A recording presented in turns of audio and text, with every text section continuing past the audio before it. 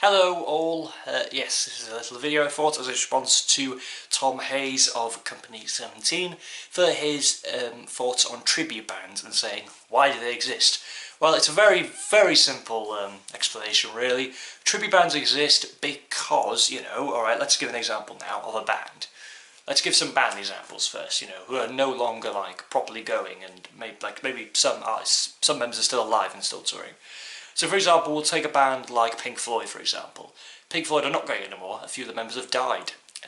But you can still see Roger Waters, David Gilmour and Nick Mason live. But for some people that would be a hefty price to see them live. To pay for the ticket, of course. So of course you'd have a cheaper option of seeing either Brit Floyd or the Australian Pink Floyd. Both Brit Floyd and the Australian Pink Floyd I've seen live, and they're both really good. Also I've seen Roger Waters of Pink Floyd live, and he was just, that was fantastic. So again, that's the first example. Another example would be Led Zeppelin. Led Zeppelin aren't going anymore. Robert Plant is the main one who tours these days, which again, you get a good price for the ticket, and Robert Plant and the Sensational Spaceshifters do not perform many Led Zeppelin songs, and if they do, you are not guaranteed to hear Kashmir. You are, of course, absolutely not guaranteed to hear the overrated Stairway to Heaven. Well, I think it's just a tiny bit overrated. It's okay. You're not going to hear the spectacle that is Kashmir. You're not going to hear that.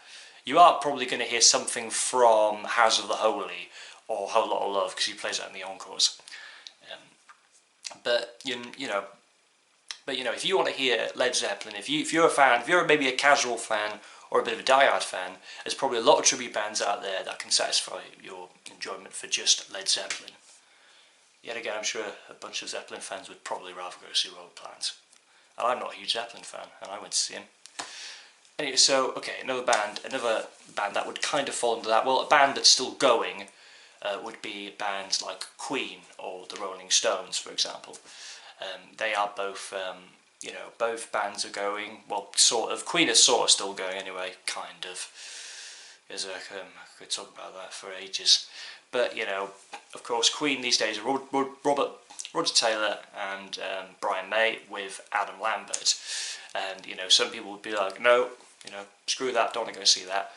And they would probably rather go see, maybe a tribute band. And there's a lot of decent Queen tribute bands out there, which would, satisfy your love of Queen and leave a decent impression on you. So yeah, even though apparently Roger Taylor doesn't like that. I heard him say in a documentary that he doesn't like that. Anyway, another example would be a band like the Rolling Stones, of course, who are still going. The problem is with the Rolling Stones that, of course, the tickets cost a lot of money. So, it wouldn't be like, it would be very, if you were somebody who was maybe a bit hefty about paying big money for tickets, you would probably you'd obviously think, oh, I'd rather go see a tribute band then. But yeah, And another of course example for that would be my favourite band, U2. You don't charge more than the Stones for a ticket. No, they don't. I think they charge less than that. But it would be that figure of that. It would be a bit. It would be a bit cheaper to, of course, go see a tribute band. But really, if you want the full experience of U2, and if you're somebody who loves U2, go see U2, of course. So again, the reason for the reason for tribute bands are the same with the Beatles, tribute bands, and of course you've got the opportunity to see McCartney live or whatever. But again, hefty prices for tickets. But the real reason we have tribute bands are mainly because if it's again the fact of that it can be that certain people would not want to, for certain acts that are dead or not going anymore, you could see a pretty good tribute band of them. And however, there's always an option of if the artist is still going, you can go see them. But it is all down to, I think, really just that, bands want to pay homage to their favourite artists, that's probably the reason why it started up. But maybe in certain areas it's a bit about the money, but really, and I reckon it is in ways about that people would have a cheaper solution to to wanting to see their favourite artist, but not. I really don't know where I'm going with this. That's my only solution for that answer, alright? So, yep.